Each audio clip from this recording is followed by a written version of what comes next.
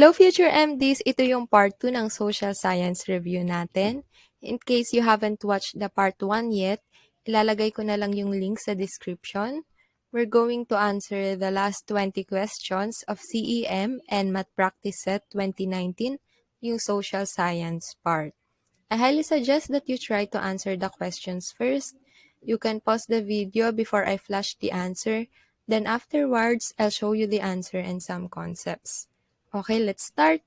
Number 31, the following are effects of stimulants except blank. So, yung answer dito is letter D. They slow down the reaction time of an individual. So, yung responsible for this one are depressants, hindi stimulants. Pag stimulants, sila yung nagmamaximize ng arousal, they lessen the feeling of hunger, and they cause a feeling of strength and power. Number 32, Mel cannot stop eating. He still eats even if he feels full already.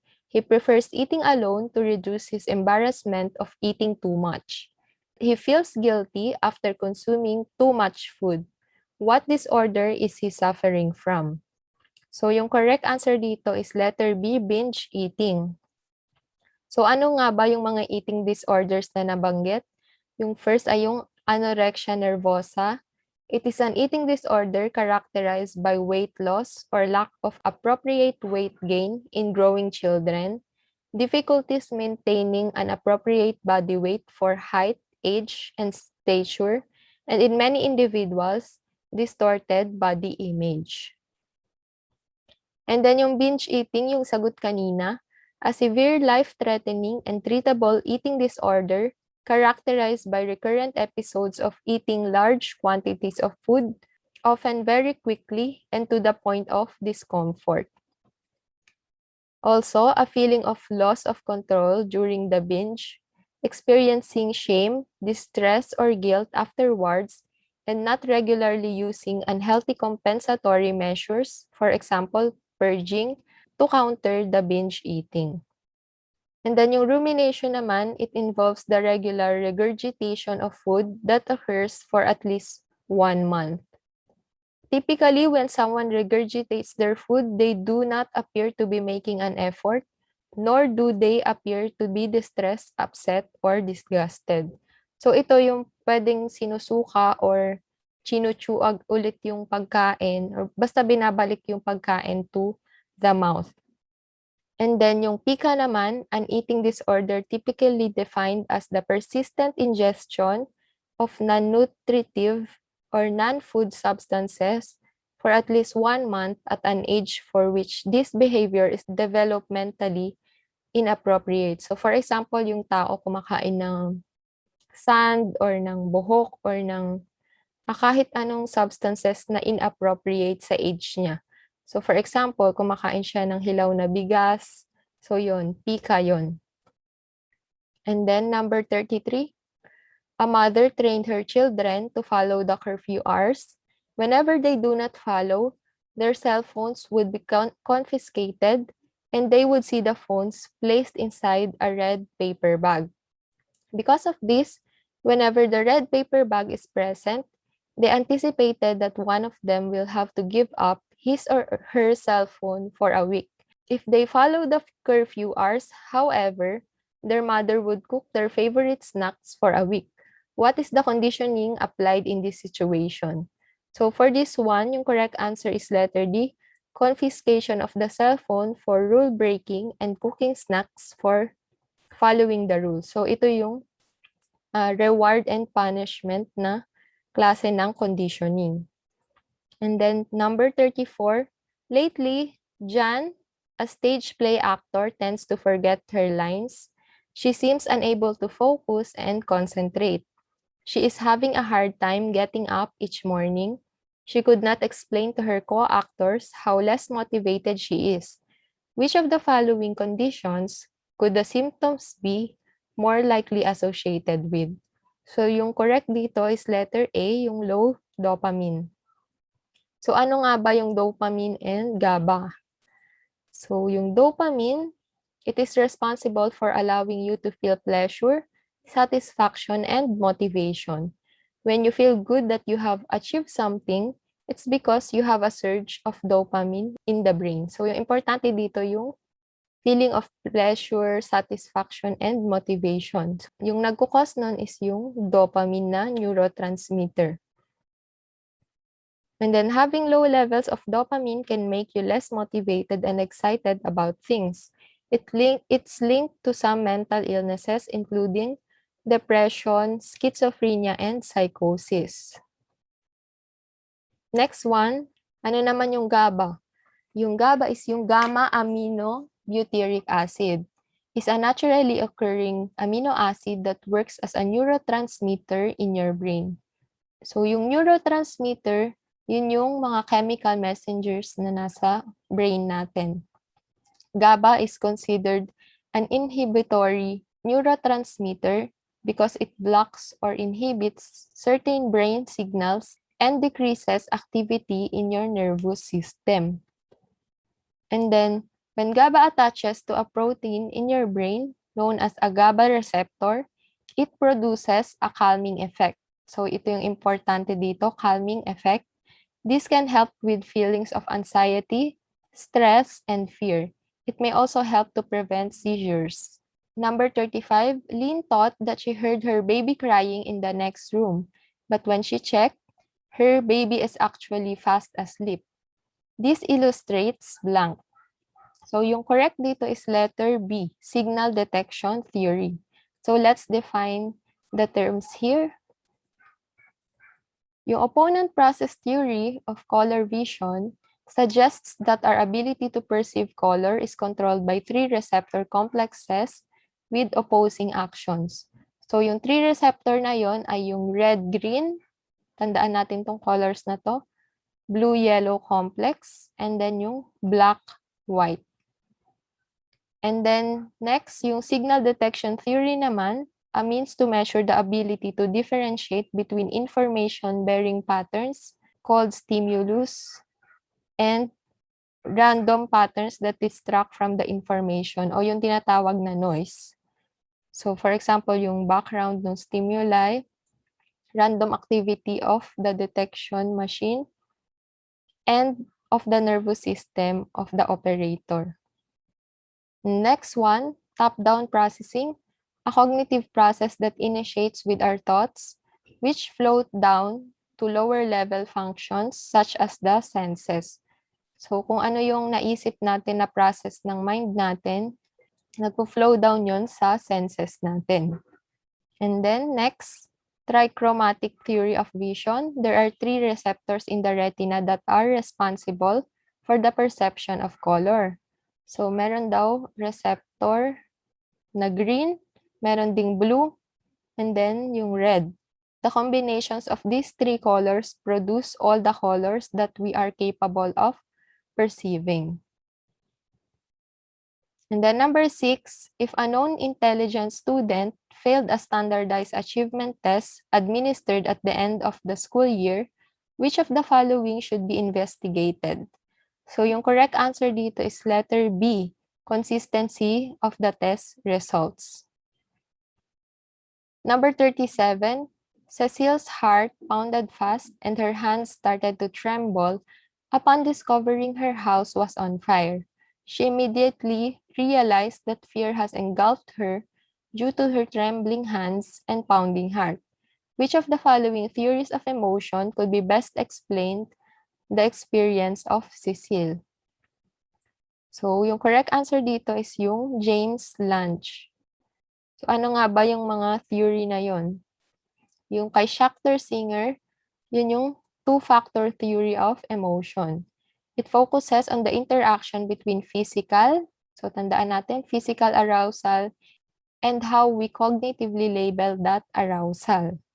So, yung physical arousal and yung pag-label natin dun sa arousal na yon.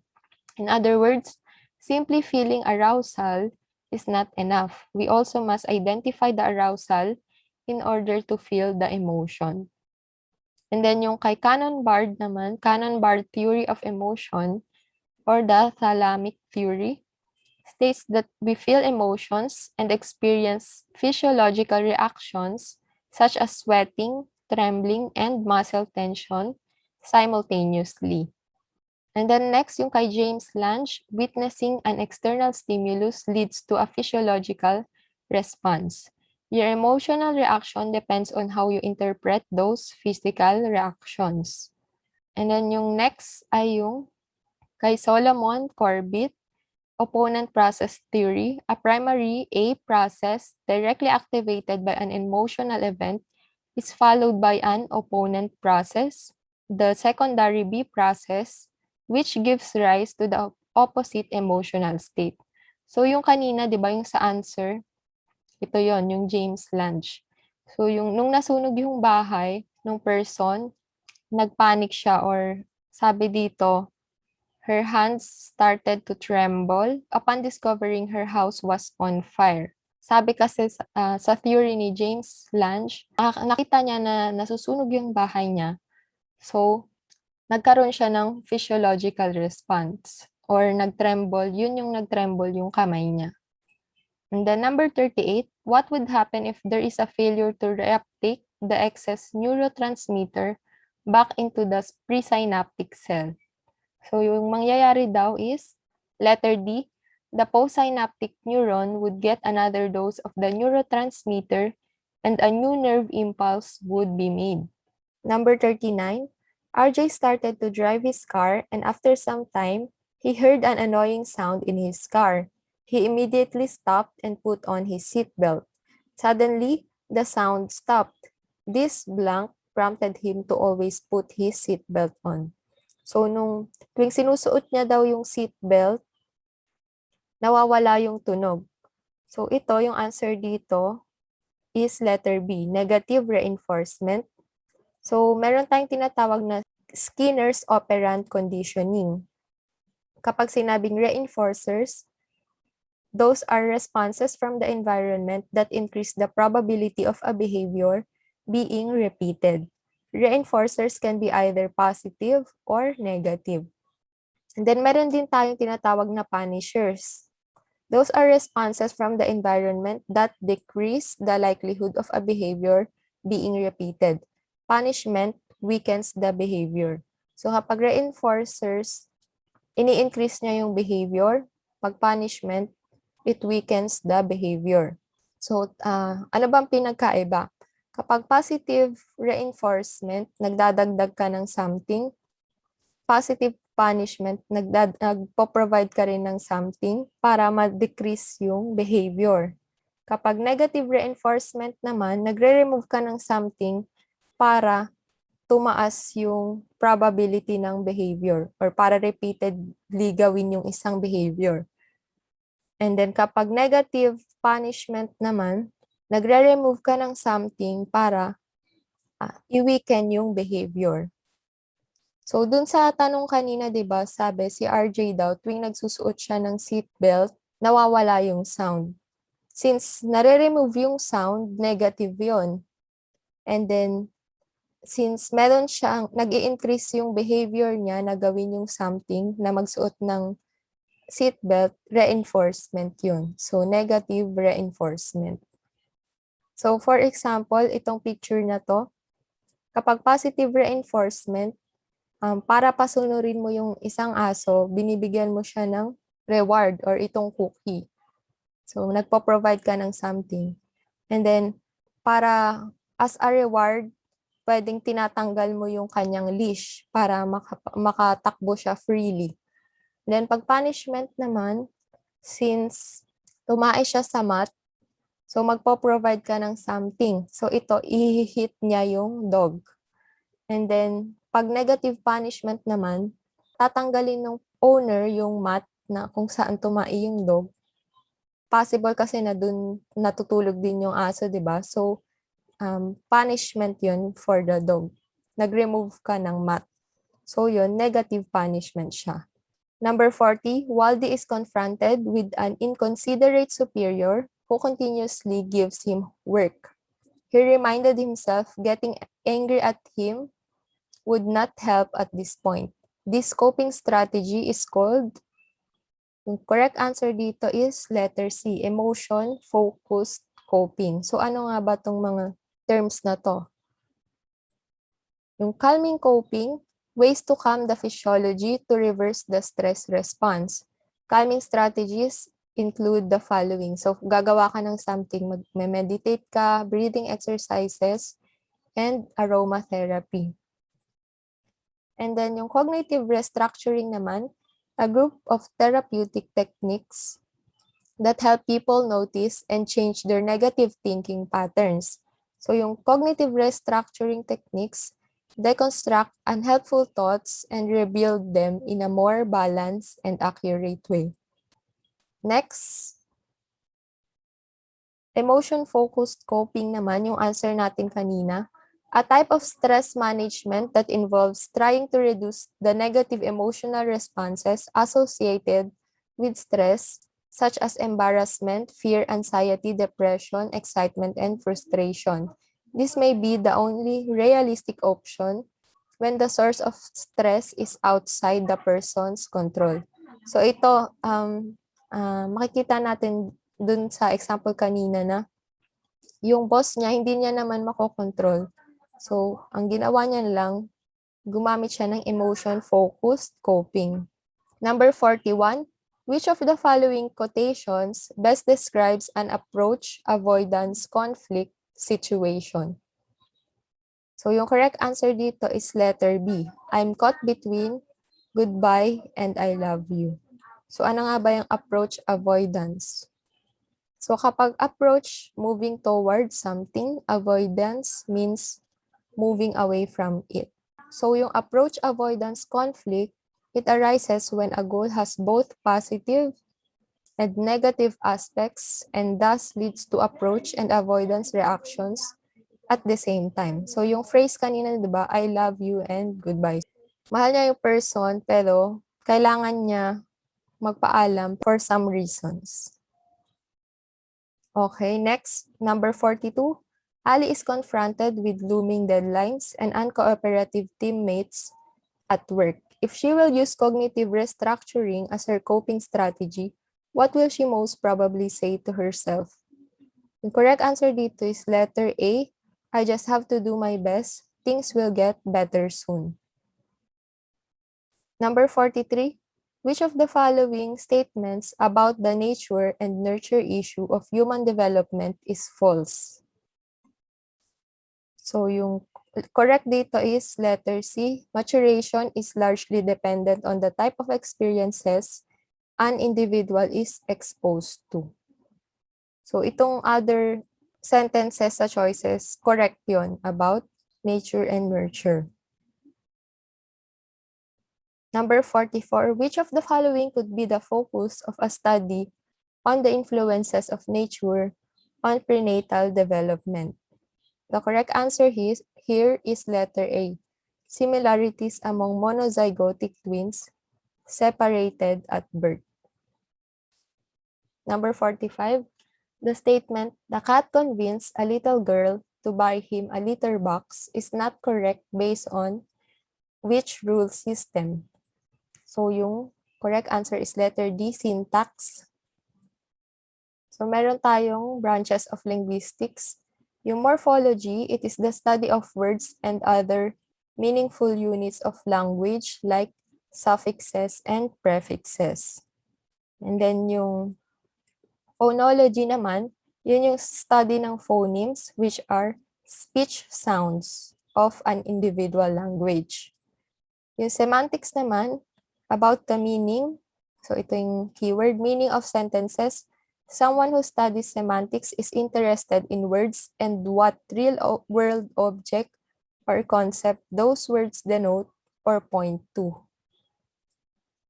Yung syntax naman, the study of sentences and phrases or how people put words into the right order so that they can communicate meaningfully. All languages have underlying rules of syntax, which along with morphological rules, make up every language's grammar.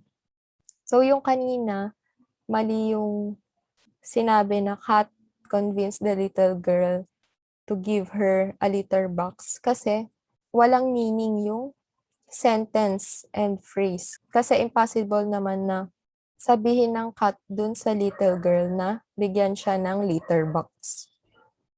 Number 46, an office manager exhibits a very domineering behavior and is quick in reprimanding dominant employees. However, he does not see the pattern in himself when he exhibits the same behavior. What defense mechanism is he using? So, yung ginamit niya is letter C, reaction formation.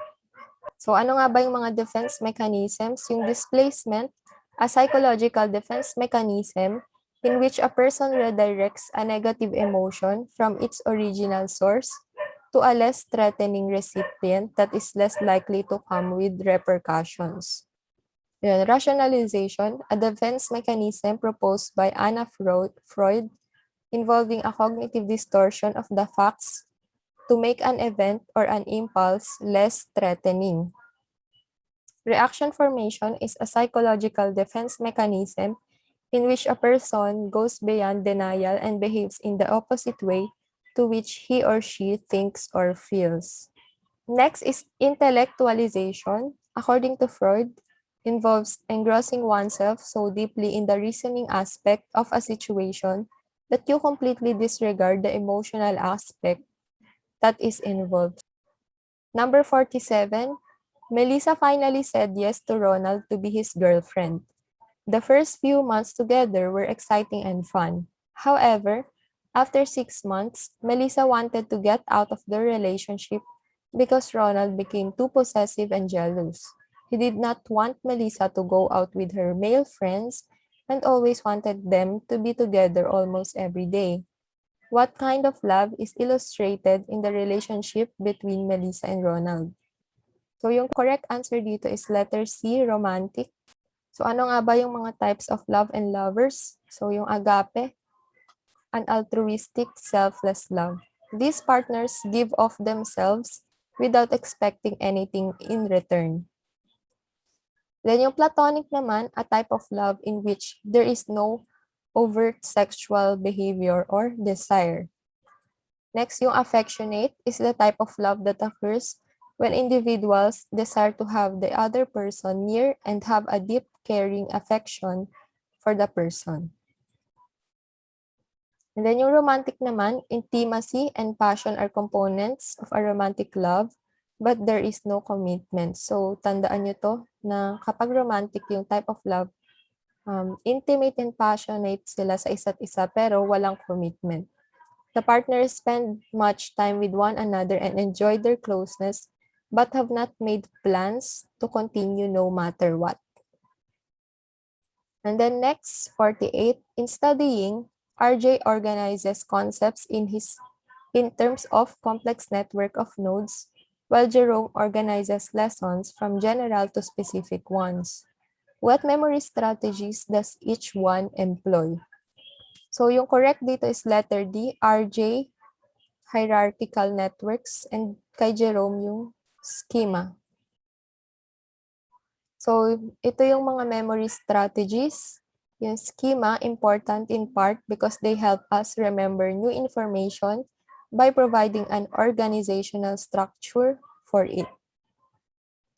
And then yung semantic networks naman, this model proposes a net-like organization of concepts in memory with many interconnections. Each concept can be represented as a node. There are links or associations that connect a particular node with other concept nodes. Next is yung hierarchical networks. Items stored in semantic memory are connected by links in a huge network. So about hierarchical networks pa rin, all human knowledge, knowledge of objects, events, persons, concepts, etc. are organized into a hierarchy arranged in two sets. So the two sets daw are superordinate, subordinate sets with their properties or attributes stored. These properties are logically related and hierarchically organized. So isearch nyo na lang kung ano yung superordinate and subordinate. Number 49, looking at Christmas lights, Ken was fascinated by how the lights seemed to be moving from one position to another. This is an illustration of blank. The correct answer is letter C, phi phenomenon. So yung stroboscopic motion, it is the apparent motion of a series of separate stimuli occurring in close consecutive order as in motion pictures.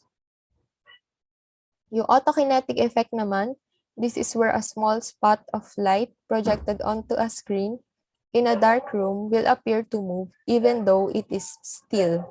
So parang gumagalaw pa rin yung small spot kahit nakastay lang talaga siya. It is a visual illusion. And then yung fifth phenomenon, yung answer natin, is the optical illusion of perceiving continuous motion between separate objects viewed rapidly in succession. So yung Christmas lights, di ba, hiwalay naman yung bulbs nun. Yun. Pero, na-perceive ng tao na continuous yung motion. Motion parallax is a monocular depth cue arising from the relative velocities of objects moving across the retina of a moving person. It is a change in position caused by the movement of the viewer. Last, number 50, at what level of awareness is a person who is daydreaming? Yung correct answer dito is letter A, higher level of awareness. So yung higher level awareness uses mental effort. Pag lower level naman, states of consciousness that require little attention and do not interfere with other activities. Kapag altered state of consciousness naman, any state of consciousness that deviate from normal waking consciousness in terms of marked differences in our level of awareness, perceptions, memories, thinking, emotions, behaviors, and sense of time, place, and self-control. And then next, yung subconscious awareness, the part of the mind that is not currently in focal awareness. And then yung daydreaming lies between active consciousness and dreaming while asleep. So yung mind wandering is the most well-known type of daydreaming. It can be useful in that in this state, a person may be making plans, solving problems, and etc. So higher level of awareness daw yung daydreaming. That's all. God bless sa NMAT exam nyo. Comment lang kayo if ever may gusto kayong i-correct or idagdag na concept sa review session natin.